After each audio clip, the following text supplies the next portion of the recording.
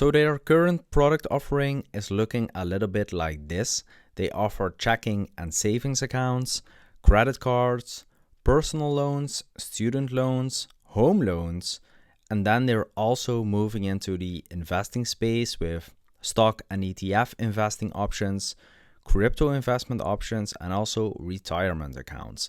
So this is all under one digital roof, all inside one app. And their aim is pretty simple. They want to become your entire financial life in one financial super app, which is fast, mobile, and also frictionless. And currently, SoFi has an enormous amount of members. They're also loving the product which is being offered, as we're seeing deposits increase, we're seeing app usage also increase, and we're seeing all these bullish developments happen.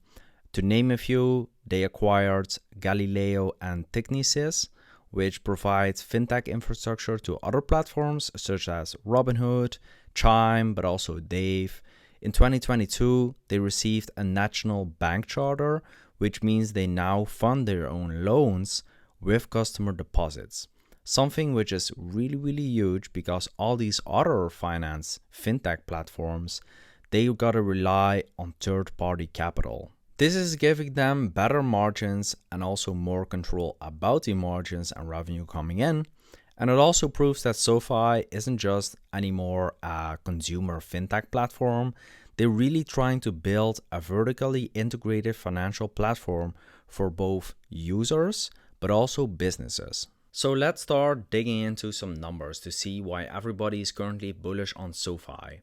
We do see that SoFi has reported 10.9 million members in their app, which is up 34% year over year. That number is also increasing in growth, so it's accelerating.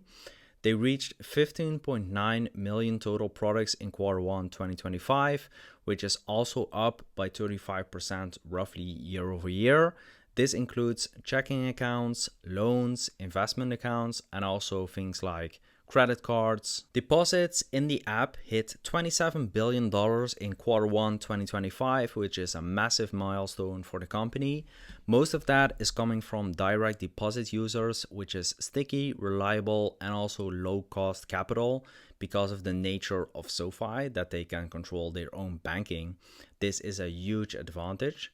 They also reported loan originations in Q1, which totaled $7.2 billion, which is up 66% year over year, which is absolutely huge. This is driven primarily by personal loans, student loans, and home loans. Then on the tech platform revenue side, which is Galileo and Technisys, they reported that they now power 158 million enabled accounts over there, which is up 5% roughly year over year.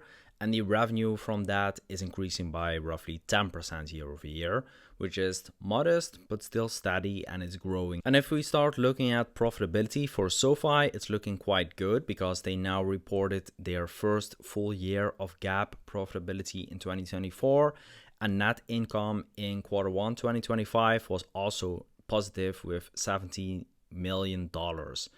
The net interest margin for SoFi is currently around 6%, which is far above what traditional banks are offering.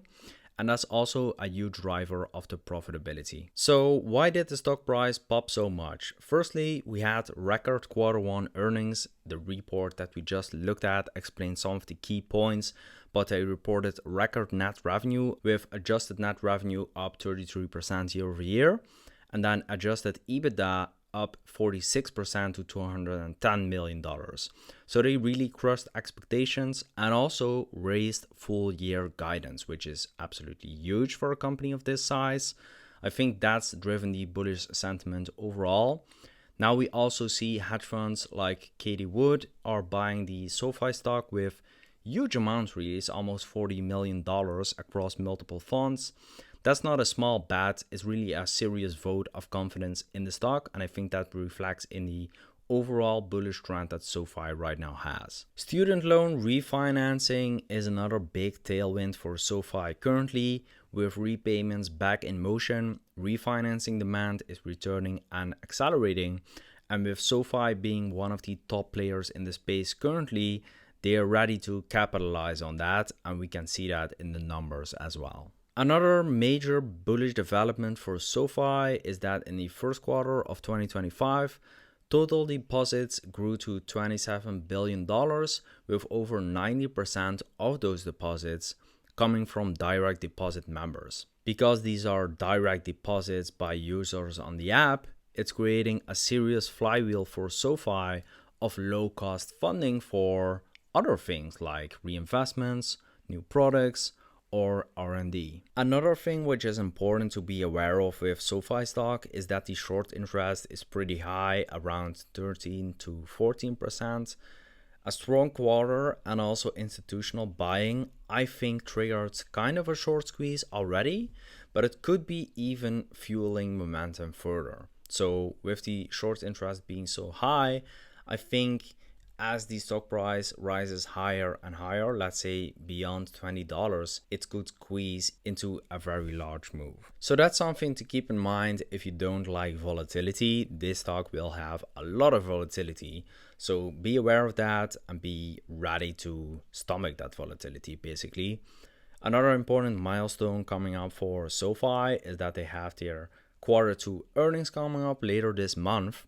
So I think for SoFi, this will be a pretty big moment, as if they show continued bullishness in the numbers, this could drive even more buyers to the stock and eventually price the stock much higher than it is right now, also pricing in future growth for the stock. Another upcoming catalyst for SoFi, in my opinion, is the credit card business, which is still very small for the total revenue that they are doing, but it's quietly scaling in the background. So they are offering some nice perks with, for example, unlimited 2% cashback rewards on eligible purchases. They have fewer restrictions on the cards, and also you can earn some travel rewards. So I think that this is similar to other credit cards being offered by banks or fintech platforms. But yeah, this could be another growth driver definitely moving forward, as it's still very small. SoFi is also just starting to tap into the full benefits they could have from being a chartered bank. As more loans are funded with in-house capital, margins will keep expanding and improving over time. I think this is one of the biggest tailwinds which SoFi has as a competitive advantage versus other fintech platforms. They are actually a real bank and they can operate in that way next to being a fintech platform. Of course, with the current rapid pace of AI advancing through multiple industries, SoFi is gonna be at an advantage with that as well, as they could leverage AI for a few key points which they mentioned, such as chatbots, generative AI for fraud detection, also automate document processing, which these are all really big things for a fintech platform or even a commercial bank. So this will be huge for SoFi in the future, where they could leverage AI to improve margins even further. Now, here are some key points to keep in mind with SoFi, which I think are really important to understand. They have vertical integration across their app, as they basically control everything. They control user acquisition, they control product delivery, servicing, also core infrastructure, next to being an official bank. So this gives them unmatched efficiency and flexibility over time, and this is the main competitive advantage that they have over other fintech platforms. The engagement in their app, as in app usage on mobile, is among the highest in all of fintech. Members use multiple products and churn is super low across all of the products really. The cross-sell opportunity is also huge in the app, and as users get accustomed with one product, they often move to multiple products within the SoFi app. And because SoFi owns these technical platforms such as Galileo, but also Technisys, they can create personalized financial journeys in real time and also start to leverage other things which AI can do in this niche more quickly and more efficiently than the competition is doing. SoFi is still one of the leaders when it comes to student loan repayments. SoFi was originally built on student lending, and now that repayments are live again, they're reclaiming market share very quickly, which is bullish for the future. And I think this last one is a little bit underestimated because it's the fintech sentiment within the sector. I think this is becoming more positive and way more bullish, also because of the recent moves which Robinhood made, not just in stock price, but also with the offerings that they're doing. I think people are now starting to realize that these fintech platforms, they aren't just a speculative play, but they're really becoming massive players in this space. And SoFi could be the next massive one, in my opinion. That also means that investors and Wall Street aren't going to treat it like a normal bank anymore with low multiples and low valuations, but they will get a multiple expansion probably over the long term, and that will increase the stock price naturally. And SoFi has some ambitious goals and leadership as well, which is always good to see. So their CEO, Anthony Noto, mentioned that they are meeting all of a person's financial needs in one place with world-class products delivered seamlessly and digitally, which is giving them a massive advantage.